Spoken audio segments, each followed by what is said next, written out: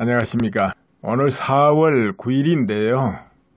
주로 정치 이야기를 이제 많이 하지 않습니까? 많이 하는데 우리가 정치만 생각하고 살 수는 없는 것이잖아요. 항상 우리 생활이 여유가 있고 풍요로워야 되고 이 마음이 그래도 안정되고 이렇게 살아야 되는데 이런 요건을 갖추는 데는 여러 가지가 필요합니다. 경제적으로도 필요하고 그렇죠. 그래서 오늘은 투자 이야기를 한번 해볼까 해요. 투자에 관심이 있습니까?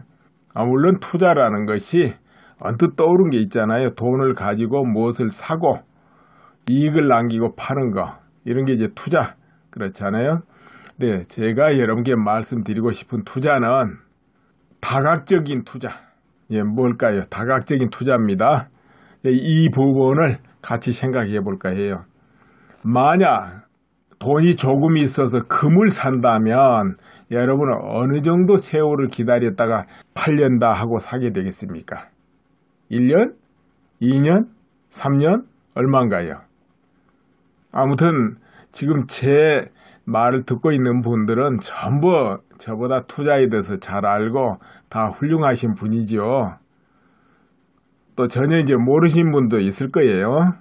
다 아시는 분들인데 그냥 수평적으로 한번 새삼스럽게 이야기를 해보자, 들어보자 그 차원으로 하시면 될 것 같아요.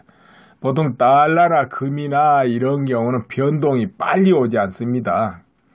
그 흐름이 일주일 아니면 한 달 이 사이에도 오르내림이 늘 있습니다. 그러나 이제 이런 경우는 오르내림이 강하지 않기 때문에 적어도 5년 이렇게 있어야 어느 정도 이익을 낼 수 있다는 거죠.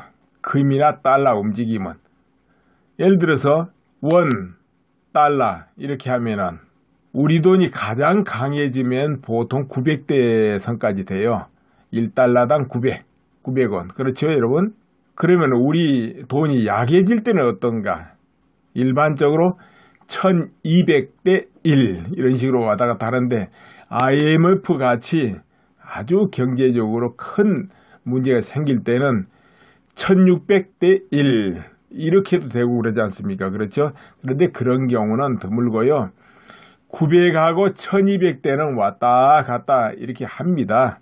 그런데 그 기간이 금방 1, 2년 사이에 막 오르락 내리락 하는 게 아니고 상당한 시간을 두고 하기 때문에 보통 마음을 느긋하게 하고 5년 이런 기간을 두고 하는 거죠. 금 투자나 이런 거. 흔히 말한 그 전체적인 좀 굳건하게 움직이는 건 그런 기간이 필요합니다. 근데 그렇게 하지 않고 빨리 이익을 내려고 한다거나 아니면 막 달러가 올라간다, 금이 올라간다 이 소리를 듣고 모든 사람이 관심을 가질 때 딱 투자에 들어가면은 금방 조금 어느 정도 이익은 나겠지만은 곧바로 꼭대기가 되거나 그 다음부터는 정체로 들어가 버리거나 아니면 하강으로 들어가 버리죠. 그래서 그런 경우는 보통 꼭대기 잡았다, 상투 잡았다 그러는 것이죠. 그러니까 언제든지 모든 사람이 다 관심이 없고 아무 이익도 못 낸다. 그 바닥에서 언제 일어설지도 모른다 한 정도로 사람들이 무관심할 때 그때가 바로 이제 그 투자 적기인데 그때 사도 적어도 5년은 기다리려는 마음으로 해야 된다는 것이죠. 얼른 이익을 내려면 그건 몇 프로 이익도 안 나고 마음만 바쁘고 스트레스 받거든요. 그래서 투자는 언제든지 초입에 남이 관심 안 가질 때 하는 게 이제 가장 쉬운 투자죠.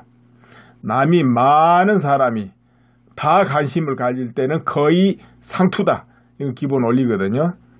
그럼 집을 산다거나 땅에 투자하면 어떻겠습니까? 집이나 땅은 기간을 얼마 잡아야 될 것 같습니까? 그 투기가 한참 일어나고 있는 곳은 그런 곳은 빨리 이익을 내고 나올 수도 있겠지만 그런 것도 위험하지요. 정말 잠잠한 곳에 가서 딱 사놓고 싼 값에 사놓고 오르기를 기다리는 것은 적어도 아무리 빨라도 7년에서 10년이죠. 그러니까 그 이상의 시간을 마음에 두고 해야 이게 제대로 된 투자다 이거죠. 이제 그렇게 되면은 정말 한적한 곳에 구입하게 되는 것이죠. 미래 7년 후, 10년 후 이때는 어떻게 되겠는가 이 가능성을 보고 들어가는 것이죠. 그러니까 살 때는 아무도 관심 별로 안 가지는 상태가 되죠. 그러니까 값이 싸지요. 값이 싼 만큼 또 움직임이 얼른 안 나오니까 지루하지요. 안 그러겠습니까? 지루하기 때문에 길게 마음을 먹고 잊어버리는 거죠. 그래 한 10년 후에 보자 하고 잊어버리는 것이죠. 이것이 이제 집이나 땅에 투자할 때 기간이 아니겠나 이렇게 생각합니다. 여러분은 어떻게 생각하세요? 그냥 사가지고 1년 있다가 탁탁 넘기고 나오면 좋겠죠? 네, 그런데 그렇게 마음먹다 보면은 상투잡기가 쉽고 위험하다는 거죠. 마음이 또 바쁘고 스트레스 받기 쉽고 또 비싼 값에 사지니까요. 네, 이런 것이 이제 있습니다. 그럼 주식 같은 건 어떨 것 같습니까? 주식. 여러분 주식 전혀 안 해보신 분도 있겠죠. 그렇죠? 이제 주식에 대해서 수십만 백만이 관심을 가지고 아마 우리나라에도 한 500만 정도가 주식 투자를 한다고 말이 있는데 기왕 또 주식을 한다면은 돈 벌고 싶겠죠. 그것도 빨리빨리 단타로 이익을 내보고 싶을 거예요. 왜냐하면 단타로 적은 금액을 가지고 이익 내고 싶다 이거죠. 그렇죠? 이제 적은 금액 가지고 장기 투자한다면은 사람이 안 느껴요. 그래 가지고 언제 몇 프로 벌겠냐 이래 가지고 그래서는 단타로 해 가지고 한 달에 50% 100%씩 내고 싶고 이것이 인간의 기본적인 마음 아니겠나 싶어요. 그렇죠?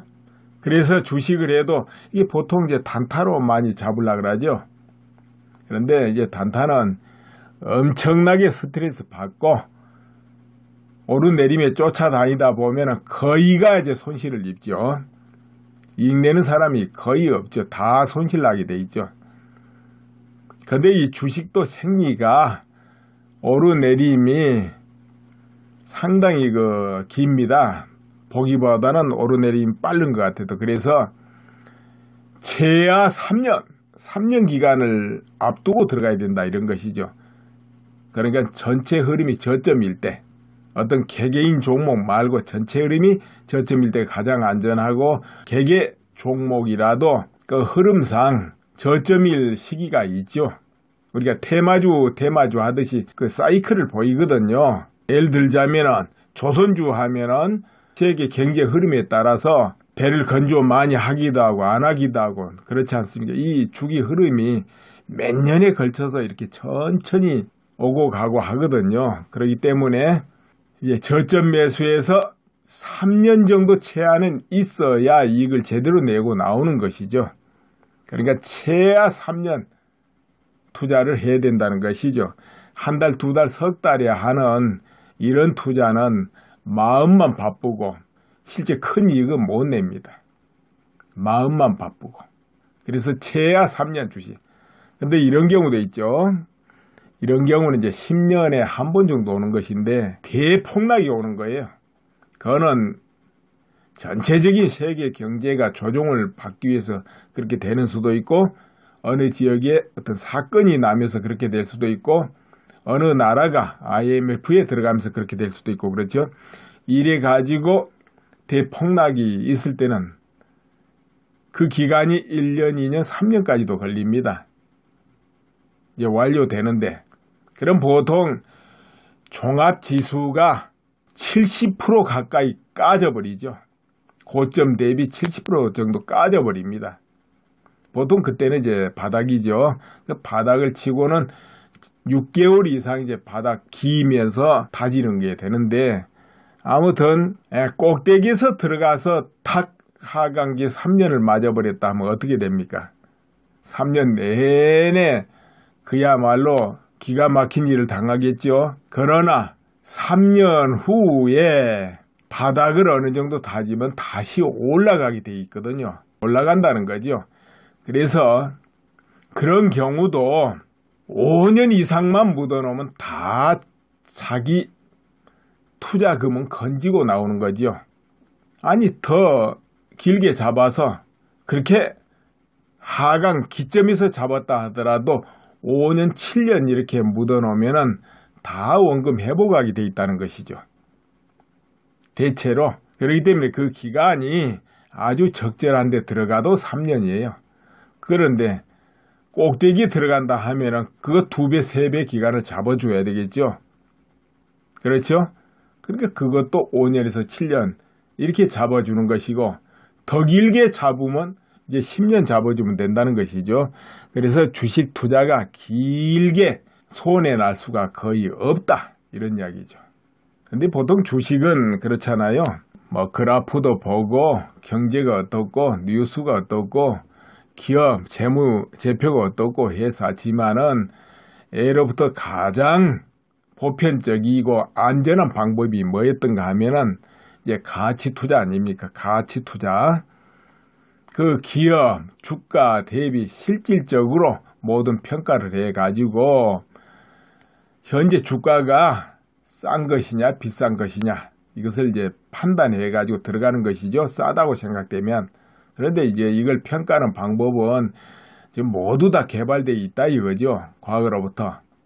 그래서 쌀 때 들어가 가지고 그 주식이 싸다 평가되는 걸 사지요. 물론 한 가지만 사가지고는 안 되겠죠. 혹시 모르기 때문에 5, 10종목까지 이렇게 해 가지고 들어가 가지고 최소 3년에서 그렇게 길게 7년 이렇게 묻어두는 것이죠. 이렇게 하게 되면은 다 편안하게 이걸 본다 이런 것이죠. 편안하게 이걸 본다는 것이죠. 그리고 쳐다볼 필요도 없이 덮어놓으면 이제 그런 방법이 있고, 또 저점에서 모든 주식시장이 저점을 보일 때 이제 그때 들어가는 방법이 또 있죠. 근데 저점이 도대체 어디냐 알 수가 없는 것이잖아요. 그러나 이제 전체 사람들의 기운으로 알 수 있는 것이죠. 뭐냐, 모든 사람들이 관심을 안 가지고 절망에 빠져 있고 내 던지고 한숨 쉬고 팔지 못해서 한탄하고 주식은 다시 돌아보지도 않겠다 하는 정도 분위기가 전체 국민 나오면 그게 바닥이에요. 그때는 최고 바닥인데도 막 툼에 막 나오거든요. 더 내려갈까 봐서 단 몇 푼이라도 건지자고. 그런데 정작 투자할 사람들은 그때를 기다리고 있거든요. 그때 투자하려고 기다리고 있어요. 수많은 사람 팔고 있을 때. 그때 이런 소문이 들립니다. 이제 전문가들이 몇 명이서 이제는 바닥이다, 올라갈 거다 이런 말을 해요. 이제 그걸 방귀하고 똥으로 비교한다면 방귀를 끼는 겁니다. 전문가들이 그렇게 말을 해줍니다. 보통 그 시점이 예를 들어 코스피로 말하면 고점 대비 65% 70% 까졌을 때 이제 그렇게 되죠. 이제 그렇게 이야기를 해요. 그런데 국민들이 안 믿어요. 왜 안 믿겠습니까? 그런 전문가들이 방귀를 끼는데 더 내려가니까요. 자꾸 더 내려가니까 오히려 이제 그때는 전문가들이 욕을 먹습니다. 저점이라든지 또 내려간다 하면서 이제 욕을 먹어요. 그게 방귀입니다. 그러니까 전문가는 그때 욕을 반드시 먹어야 되고 국민은 믿지 않아야 되고, 이제 이것이 바로 바닥의 조짐이에요. 근데 국민들이 전부 이제는 바닥이다 하고 믿어버리면 그건 바닥 아닙니다. 거기서 또 한 번 더 내려가죠. 거기서 또 한 번 더 내려가게 돼요. 이것은 바닥이 아니거든요. 그런데 전문가들이 방귀를 그렇게 끼는데 국민들이 절대로 안 믿고 모두 폭투를 해버려요. 왜? 한번 믿어보니까 더 내려가니까 다음에 욕이나 하고 집어 던지는 거예요. 이때가 바닥이죠. 이때가.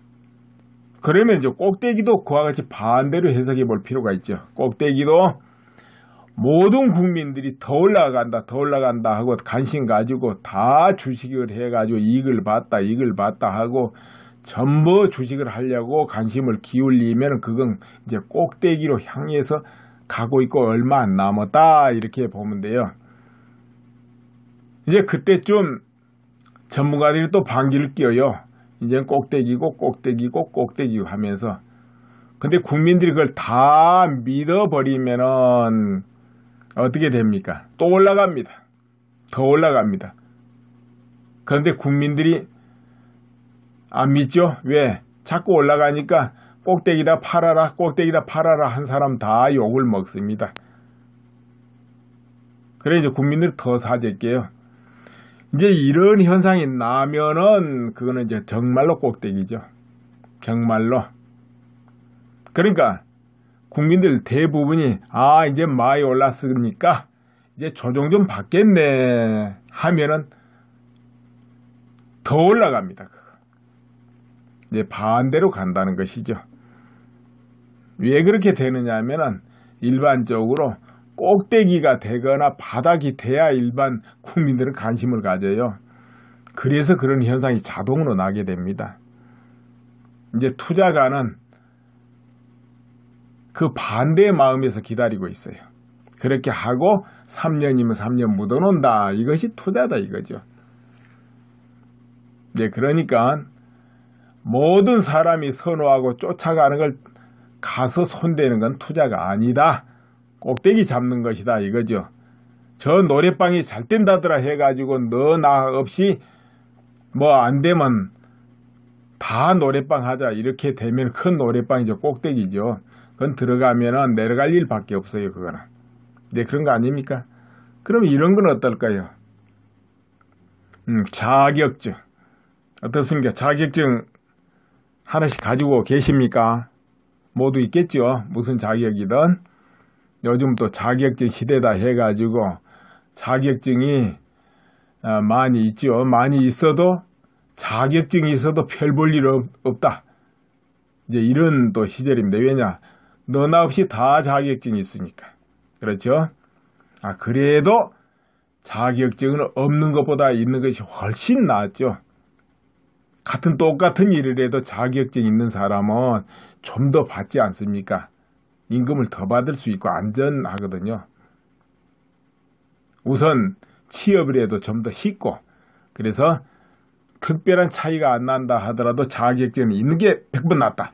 그런 것이죠. 그런데 이 자격증 획득만 해도 그렇습니다. 이제 자격증이 만들어지기 전이 있습니다. 어떤 게 뭐가 앞으로 유망하다 하는데 도전하는 사람이 없고 그럴 때는 그때는 자격증 제도도 없어요. 그냥 저마다 알아서 몇 명이 그 길을 닦아가지고 이렇게 하지요. 그냥. 그러다 보면 또 이 사람 저 사람 하다 보면 협회가 만들어지잖아요. 또 협회가 만들어져서 이렇게 하다 보면 또 자기들이 양성하고 그래요. 뭐 학원을 열어서 양성을 하든 어떻게 되든. 이제 그때까지만 해도 자격증이란 게 제대로 없습니다. 그냥 주는 거예요. 거기서 자기들 임의대로 자격증을. 이제 이 상태가 조금 지나면은 그때는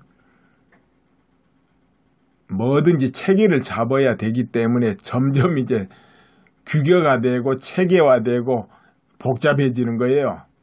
어떤 경우는 이제 국가에서 바로 개입을 해가지고 제도를 또 만들기도 하고 그러지 않습니까? 큰 거는. 그래서 자격증 따는 거는 항상 그렇게 초입에 그때 따는 겁니다. 그런데 그때 사람들이 관심을 거의 안 가져요. 왜 그러냐? 그거 자격증 따놔봐야 어디 가서 그 자격증 써먹을 때도 없고 직장이 아직 그때는 없거든요. 그러니까 별 관심을 안 가집니다. 또 따봐야 어디 가서 그걸로 밥 먹고 그런 상황이 안 돼 있거든요. 그때는. 그러나 바로 그때는 자격증 굉장히 쉽게 딸 수 있죠. 그냥 거저 주니까요. 이제 그렇게 하고 3년, 4년, 5년 이렇게 흘러가지고 제대로 체계화되고 이제 직장이 만들어지고 사람들이 관심을 가지고 하면 그때쯤부터는 이제 자격증 이게 상당히 규격화 되고 시험도 복잡해지고 어려워지고 그렇게 되죠. 사람들이 도전을 많이 하다 보니까. 그래서 그전에는 2-3달 대충 해가지고 자격증 땄던 걸 그 다음에는 최소 2년은 공부해야 자격증을 따게 된다 이거죠. 시간이 지나가면. 자, 2단계를 지나면 이제 직장들이 제법 생겨서 다 취직하고 막 그걸 써먹습니다. 그런데 거기서 조금 더 세월이 흐르면 어떻게 됩니까? 이제 과열기로 접어들죠. 과열. 그러면 그 계통의 종사자들도 많이 늘어나고 자격증 소지자도 이제 엄청나게 늘어나죠. 이제 과열기를 넘어갈 때는 죽어라고 자격증 따봤자 별 볼 일 없게 된다. 이거죠. 이제 쇠퇴기로 들어가는 거예요. 이것이 이렇게 주기적으로 이것도 반복합니다. 예를 하나 들어보자면 공인중개사 있잖아요. 공인중개사 따려면 힘듭니다. 2년, 3년 애써서 공부해야 돼요. 그런데 그 중개사 자격을 획득해도 별 볼 일 없이 돼버리는 거예요. 이제 과열기를 지나버려서 그런 거예요. 이제 부동산 열기도 식어버렸고 그러기 때문에. 그러니까 이제 어느 단계를 지나면 어렵긴 한데 의미가 없이 되고 이렇게 되죠. 그래서 자격증은 언제나 초입에 무조건 따놔야 되는 그런 게 있습니다. 설령 그 길로 안 나가더라도 또 그런 자격증을 따놔도 그 계통이 활성화되라는 보장은 없어요, 사실은. 그러나 다행히 활성화되면 그 자격증은 나중에 유용하게 써먹게 되는 것이죠. 활성화 안 돼버리면 사장되는 것이고 아무든 투자는 초입에 하는 것이죠. 초입에. 그럼 인간에 대한 투자는 어떻게 해야 되겠습니까? 인간 투자, 인간. 이것도 투자가 있는데요. 인간 투자. 어떤 사람의 믿음을 얻으려면 어느 정도 기간이 필요할까요? 예를 들어서 이제 부모가 있는데 자식이 한 5명 된다. 그 중에 그 부모 가업을 물려받고 신임을 받으려면 몇 년 정도 투자가 필요할 거예요. 자식 입장에서. 아니면 정치적으로도 그렇고. 아니면 사회적으로도 어떤 기업에서라도 그렇고 어떤 책임을 맡으려면 어느 정도 시간을 지속해서 투자해야 될까요? 내가 볼 때는 그것도 최소 10년이에요. 10년 정도 투자를 해야 돼요. 그건 무슨 말이냐면 10년 정도 멀리 보고 지속적으로 덕을 쌓고 능력을 쌓고 신뢰를 쌓아가야 된다는 것이죠. 이런 말이 있었죠. 국회의원 한번 출마하고 당선되려면 3만 번 이상 악수를 해야 되니 뭐 이런 말이 있어요. 그건 뭐냐면 1년이고 2년이고 그 지역에서 끝없이 얼굴 익히고 믿음을 획득해 가야 된다는 것이죠. 오래 이렇게.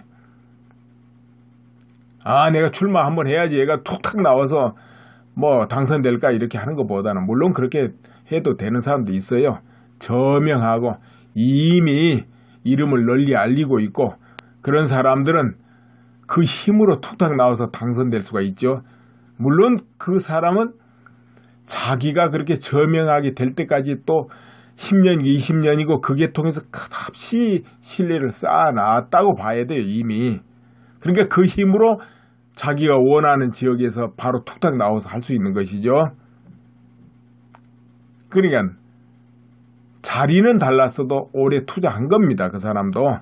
그러니까 이제 그 지역에서 살면서 그 지역에서 당선되고자 한다면 적어도 10년 내내 일관되게 절대 흐트러짐 없이 꾸준히 지속적으로 신뢰를 쌓아나가야 된다는 것이죠. 봉사를 하든 얼굴을 익히든 어떻게 하든 간에 친해져야 된다는 것이죠. 믿음을 획득해야 된다 이런 말입니다. 정치적으로도 그렇죠. 동서독이 통합되고 보니까 서독의 프란트 총리의 그 가장 믿었던 그 보좌관이 간첩이었어요. 보좌관이 간첩. 그러면은 그 보좌관이 어느 정도 프란트 서독 그 수상을 따라다녔겠습니까, 여러분? 최소 10년 이상 아마 주변에서 있으면서 충성을 다했을 거예요. 그리고 믿음을 획득했을 거예요. 그러니까 저 사람이 장차 정치적으로 클 수 있겠다. 이런 사람 있으면은 반드시 누군가 첩자를 거기에 붙이는 거죠. 너 가서 반드시 충성해가지고 믿음을 획득하라. 그러면 그 사람은 10년이고 15년이고 끝없이 충성을 해가지고 완전히 눈과 혀가 되는 거예요. 그러면은 주인 입장에서는 절대적으로 신임하게 되고 모든 걸 의논하게 되죠. 그런데 이제 이것이 간첩이라는 것이죠. 근데 일반 사람들은 그 정도 지속적으로 충성을 못해요. 목적이 거기 안 있으니까. 그러나 이 간첩은 완전히 목적이 있기 때문에 그야말로 충성을 다하는 거죠. 그래서 믿음을 획득하는 겁니다.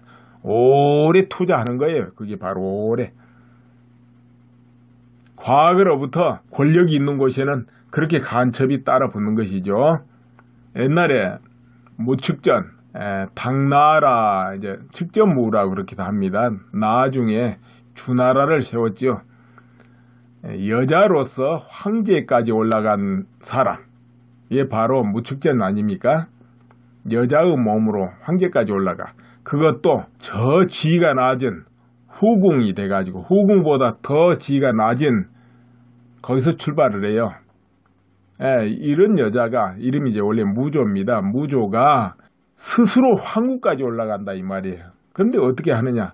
원래 그 황후한테 진심으로 충성한 척 믿음을 얻어가지고 그 황후가 보호하고 이끌려가지고 지위가 올라가는데 그렇게 하면서 그 황실 주변을 전부 잡습니다. 어떻게 잡느냐? 주변의 황관이든 궁녀든 모두 신뢰를 얻기 위해서 무조는 온갖 선물 자기가 안 가지고 다 주변에 주는 거예요. 항상 밝게 웃고 칭찬하고 용서하고 믿음을 얻는 거예요. 선물 주고 이것을 계속 하다 보니까 그 황실의 모두가 무조 편이 돼버린 거예요. 그러니까 온갖 정보 무조한테 다 갖다 주고 이래가지고 결국은 황후까지 자기를 이끌어줬던 황후 왕씨까지 폐서인 시키고 그리고선 자기가 황후가 되죠. 그리고 나서 용서 없이 또 황후 왕씨 폐서인 시킨 사람을 결국은 처참하게 이제 죽이죠. 너무 지도가기 하니까 그런 거 언급을 제가 안 합니다. 뭐 아신 분은 다 아시겠지만은 그냥 죽이는 게 아니고 처참하게 죽여요. 그렇게 하고 나중에는 고종 이치입니다. 원래 이름이 이치. 고종까지 권력을 잃어버려요. 무조가 모두 다 장악해버립니다. 이제 직접 무가 일체 황실의 권력을 다 잡아버려요. 그러다 보니까 고종 황제 자체도 힘을 잃어버린 거예요. 고종 황제 자체도. 그래서 황태자도 쫓아내고 결국은 사형 내려버리고 이렇게 하고 이제 고종이 세상 떠나자 자기가 모든 걸 잡고 자기 아들들 황제로 시키다가 또 폐위시키다가 또 시키다가 이렇게 하다가 결국은 자기가 황제가 됩니다. 그런데 이 여자도 이제 원래 무서운 여자라 하지만은 오래 투자를 하는 거예요. 오래. 아무튼 이제 여인의 몸이었지만은 그를 당할 자가 없었다. 그러니까 황제의 애숙부이자 승상이었던 장손무기까지 이제 처형하니까 장손무기는 당태종 이세민을 도와가지고 당나라를 건국하는데 절대적인 공을 세운 지략가입니다. 대지략가입니다. 이 대지략가도 이 무시한테는 못 이긴 거예요. 무시를 못 이긴 거예요. 대지략가도 무시 손에 죽습니다. 아무튼 측전무후는 지략과 냉엄함과 모두를 이제 갖췄죠. 아무튼 이렇게 투자를 길게 해서 당나라 전체를 장악해버립니다. 자, 오늘은 투자 이야기를 해봤는데 아마도 재미가 없었을 거예요. 그리고 또 그런데 관심 없는 분들 듣는 것도 고역이고 그런 이야기를 오늘 좀 했습니다. 감사합니다.